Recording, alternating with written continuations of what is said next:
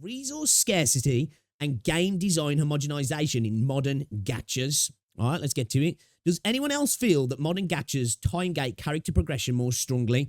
Gachas in the past can be understood as different archetypes, such as hero collectors, where pulls and or building characters are much easier. I feel that this shift towards resource scarcity was solidified by the success of HoYo's games and other developers emulating various aspects of their resource economy. Okay, all right. The success of Genshin Impact and other HoYoverse titles have brought both good and bad to the space. True, definitely agree with that. Primarily, they have raised the expectations of what a good gacha is like, Fez. However, following their success, a lot of fantastic games have released, but most of them feel heavily inspired by the resource economy of HoYo's games. I think that's a fair point, actually, to be fair. Again, this is what I say when it comes to games coming out in the future. So I like that Enfield's trying to take a little bit of a different banner system. Now, I know people from the Arknight space will say, well, it's kind of like the Arknights thing, but improved. But I like that. They're not just like, well, we're going to do the HoYo thing, but we're going to make it 10 less. It's nice, you know, we don't have to keep using the same formula. For context, most characters take at least a month's worth of natural stamina regen to build it to a usable state now.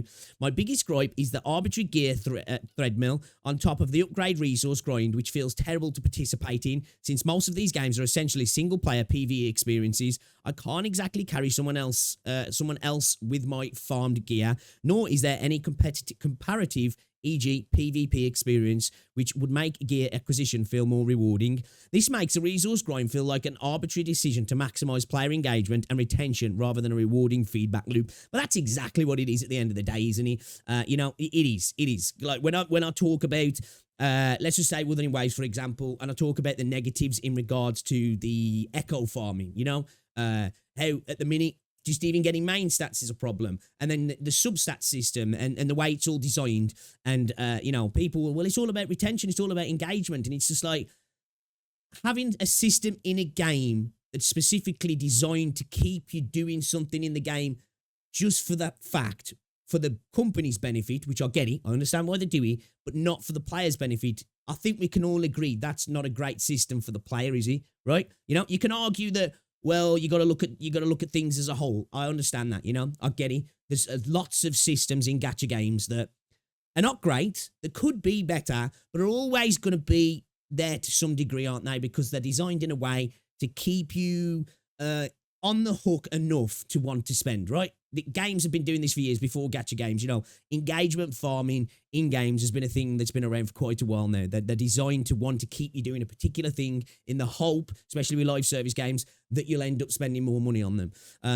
So I think that's like, you know, it's obvious, isn't it, that it does suck that stuff isn't necessarily designed for a rewarding feedback loop. It's getting that balance again. This is what I always say is the way to go.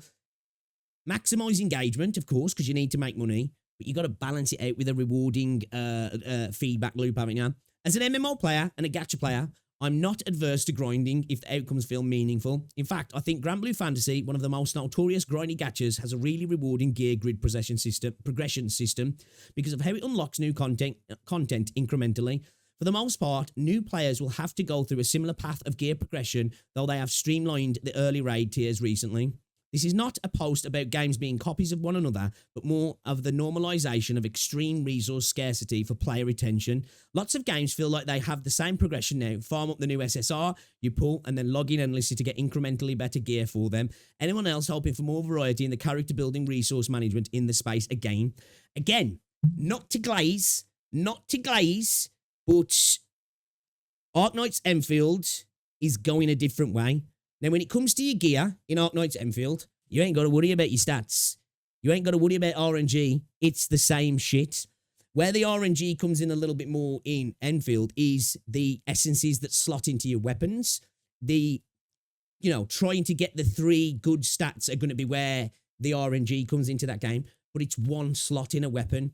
It's much better than having multiple pieces of gear on a character that all have a subsection of RNG attached to them, you know? So again, there are better ways to do this, and I think Enfield. This is why I have to glaze the game because I think there's some great things in the game. I like that system. You look to Nevernis to Evanis, it looks potentially like, at least from what we've seen, when you get gear, you can see the stats on the gear. There's still RNG, but you can see the stats on the gear, so you don't necessarily have to worry about farming and investing into it to find out that it's trash, because it's that double entendre, if you will, of not only do you have the RNG, but you also have the secondary factor that you have to invest into the RNG before you find out if it's trash, which I get it, that's the whole point. But I do like the fact that other games are trying different things. Neverness to Everness is at least trying a system where it's like, hey, you might get good stuff here, you might get bad stuff, but at least you're going to know before you start to waste other materials that you've been farming on it. So it kind of streamlines the situation. And then you've got Arknights where they're just like, you know what? This is the stats that you're going to get. We've got the RNG in this other system, and it's streamlined again. I think this is a good thing to do in the space. You know, there's other ways, in my opinion, to engage the player, to farm their engagement, and to ultimately, hopefully, make them spend.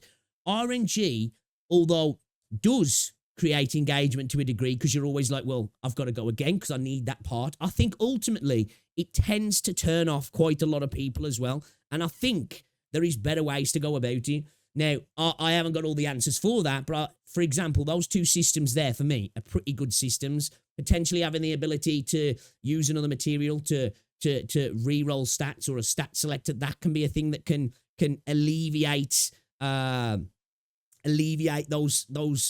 issues as well, can't they? And definitely having a real feel for progression in the gear as well would be nice, you know? Definitely agree with that.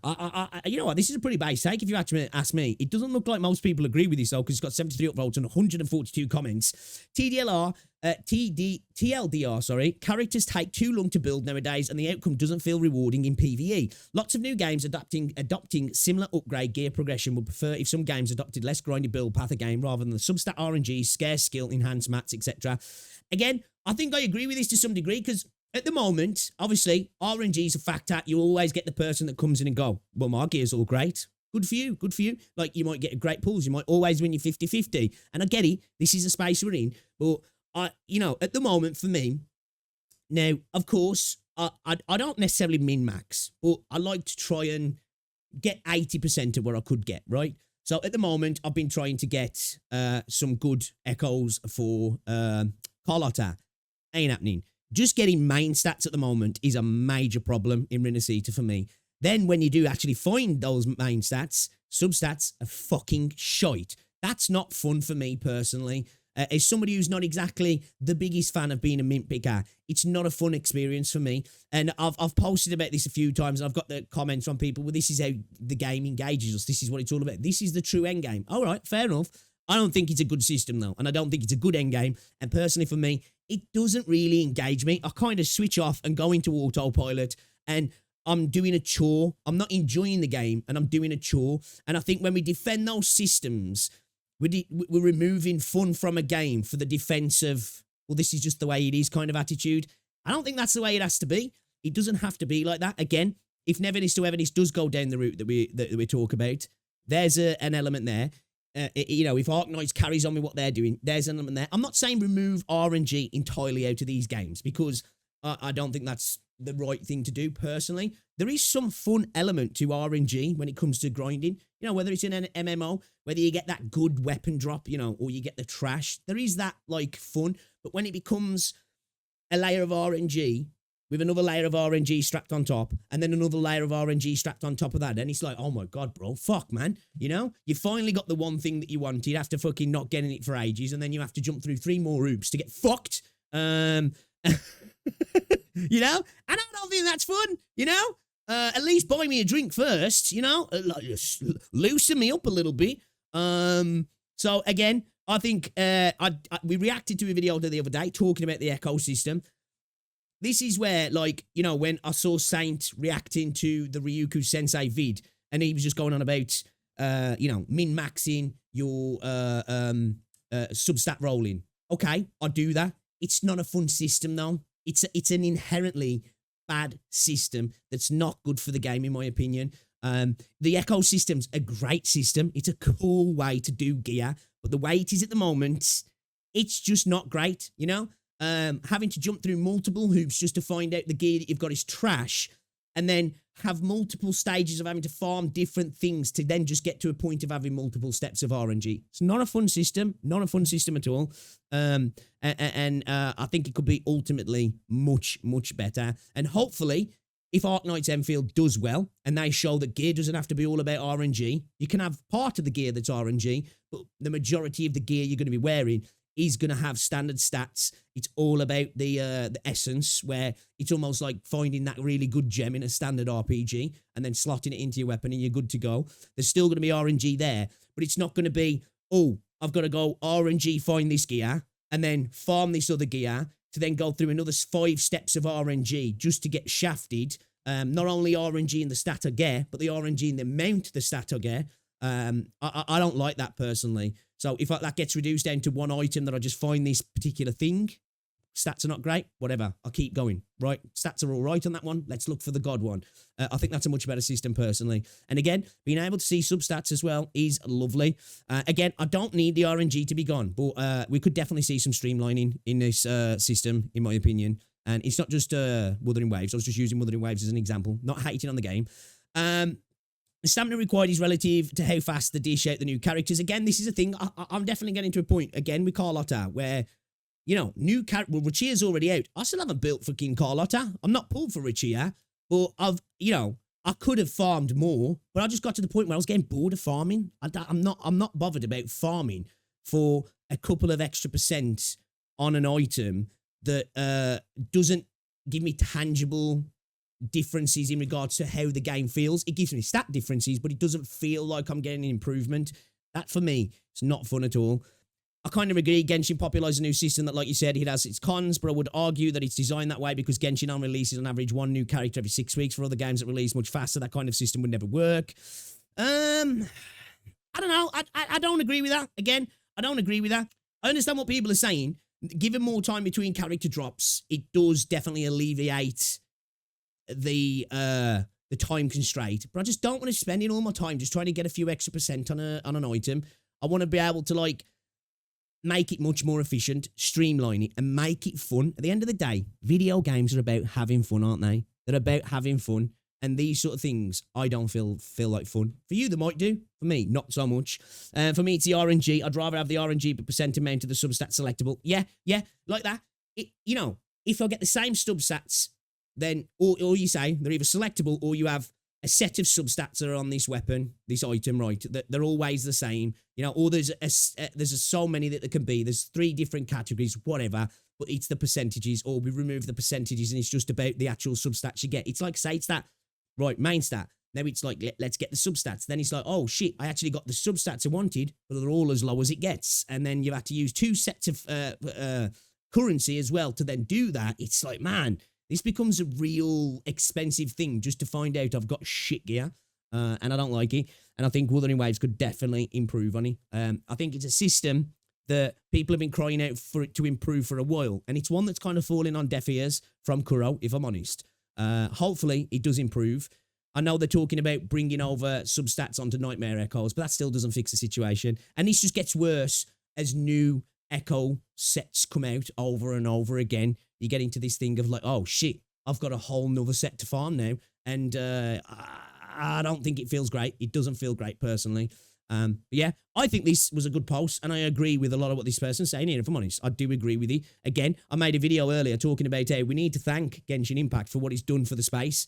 There's parts of Genshin Impact, though, that a lot of other games are replicating that are not great for the space. And hopefully, with games like Never Needs to Evanis, with games like Arknight's Enfield, we start to see a divergence in that, and we try different things. The formula doesn't always have to be the same.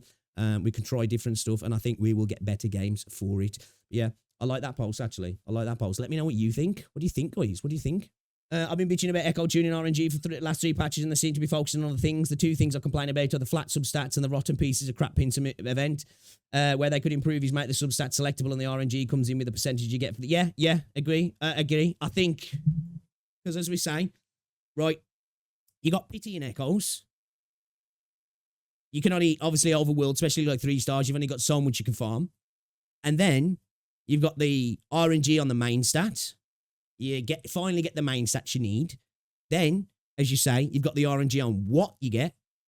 And then you've got the RNG on how good that stat is. and then you're having to use 2 different forms of currency, let's say materials, to just get to that point. That's expensive. That's incredibly expensive when you think about it, isn't it? And again, I know people will say, but that's what it's about, though. That's the engagement part of the game. It's not that engaging, man. It's not that engaging.